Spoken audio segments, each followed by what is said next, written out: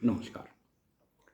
आज हम हमारे धर्मशास्त्रों में वर्णित अष्टांग योग के बारे में ज्ञान प्राप्त करेंगे, जैसा कि श्री अग्नि महापुराण के अध्याय 372 में दिया गया है। अष्टांग योग क्या होता है?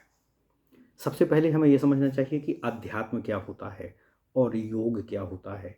इन दोनों की पूर्ति के लिए ही अष्टांग योग की व्याख्या की गई है।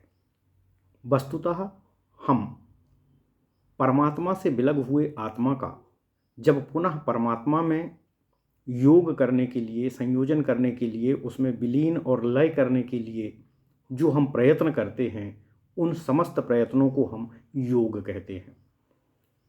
इस योग के माध्यम से हम परमात्मा से विलग हुई आत्मा को पुनः परमात्मा में विलीन करने के लिए प्रयत्न करते हैं। यही योग है।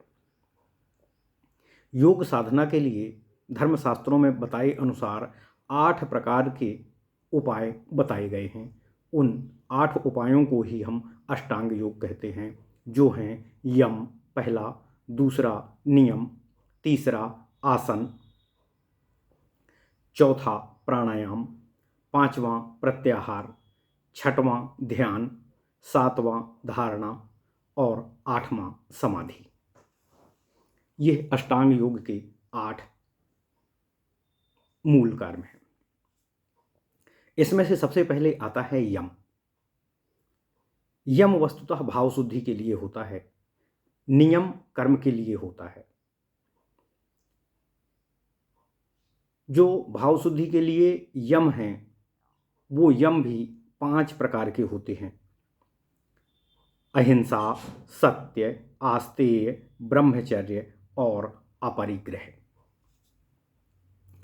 संसार ताप मुक्त्यर्थ बक्षाष्टांग योगकम ब्रह्म प्रकाशकम ज्ञानम योगस्त्रैक चित्तताः चित्तवृत्ति निरोधश्च जीव ब्रह्मात्मनोपरः अहिंसा सत्यमस्तेयम ब्रह्मचर्या परिग्रहो यमः पंच स्मृता विप्र नियमः भुक्ति मुक्तिदाः शौचम संतोष तपसी स्वाध्यायेश्वर पूजने। अहिंसा। अहिंसा किसी के मन को ठेस न पहुंचाने वाले, किसी को शारीरिक मानसिक पीड़ा न देने वाले यत्न को हम अहिंसा कहते हैं।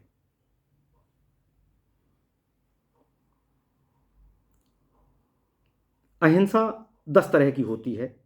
किसी को उद्वेग में ना डालना, अर्थात किसी को मानसिक रूप से विचलित ना करना, तनाव ना देना, संताप ना देना, किसी को शरीर से पीड़ा ना देना, मन से पीड़ा ना देना, किसी को रोगी ना बनाना, किसी के शरीर को दंड ना देना, उससे रक्त ना निकालना, किसी की चुगली ना करना, किसी के हित में बाधा ना पहुंचाना, किसी के छिपे हुए रहस्य का उद्घाटन ना करना, किसी के सुख से उसको वंचित ना करना, किसी को अकारण शारीरिक या मानसिक बंदी ना बनाना, किसी को प्राणदंड ना देना। अर्थात दूसरे प्राणियों के हित का सदैव ध्यान रखते हुए कभी उनका अहित ना करना ही अहिंसा है। सत्य। यम का दूसरा भाग है सत्य। जो है उसको उसी रूप में वैसे का वैसा ही दूसरों के लिए व्यक्त करना। इस बात का स्मरण रखते हुए कि सत्य होने पर भी वह उसके लिए कष्टदायी ना हो। सत्य का भाषण मीठी वाणी में करना, लचीलेपन से करना और सौहार्द रूप से करना। सत्य के प्रकट करने के यही उपाय है।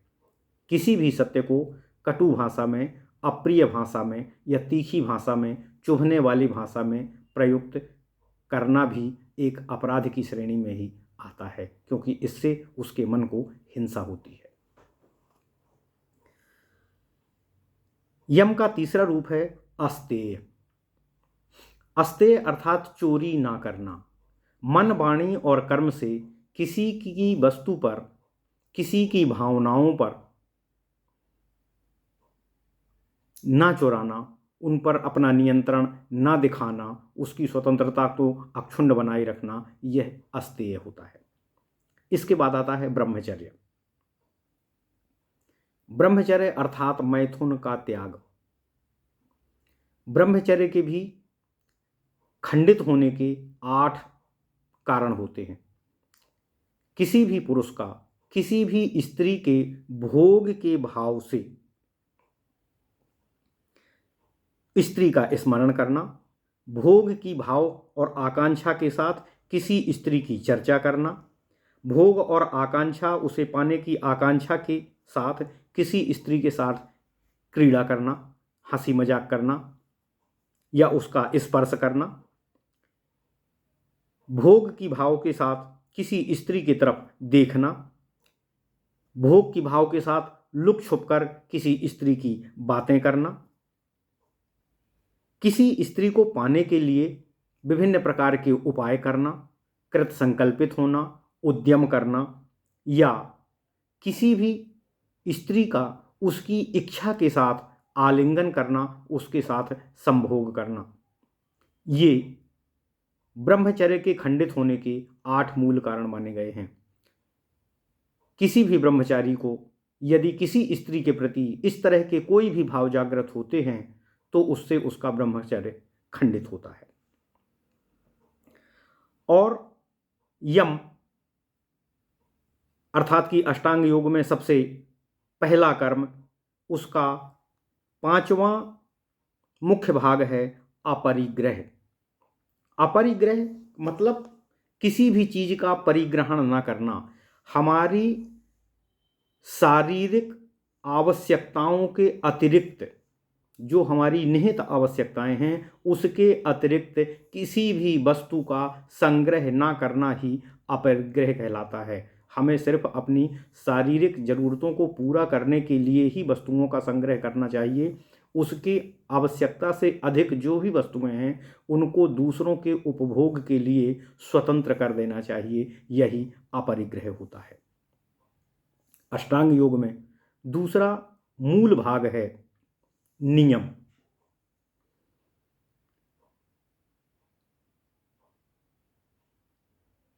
यमः पंच स्मृता विप्र नियमः भुक्ति मुक्तिदाः शौचम संतोष तपसी स्वाध्याय ईश्वर पूजने। शौच, संतोष, तप, स्वाध्याय और ईश्वर आराधन, ये अष्टांग योग में नियम के 5 मुख्य भाग होते हैं। शौच 2 तरह का बतलाया गया है, बाह्य और अभ्यंतर। बाह्य शौच अर्थात मिट्टी और जल आदि से स्नान करना बाह्य शौच होता है। मन के भाव की शुद्धि करना अभ्यंतर शौच होता है। इसी प्रकार दूसरा है तप। तप 3 प्रकार का होता है, मानसिक, वाचिक और शारीरिक। मानसिक तप जो मन से स्मरण ध्यान करते हैं वह मानसिक तप है। जो वचन और वाणी से मंत्र जाप आदि करते हैं वह वाचिक है। और जो हम देवी देवताओं की विग्रह की पूजा अर्चना, यज्ञ, अनुष्ठान, हवन आदि करते हैं यह शारीरिक तप होता है। तप के बाद आता है स्वाध्याय। धर्मशास्त्रों का अध्ययन, अध्यापन, उनकी व्याख्या, प्रचार, प्रसार, सत्संग आदि ये सब स्वाध्याय के अंश होते हैं। इसके बाद नियम का अंतिम भाग होता है ईश्वर आराधना।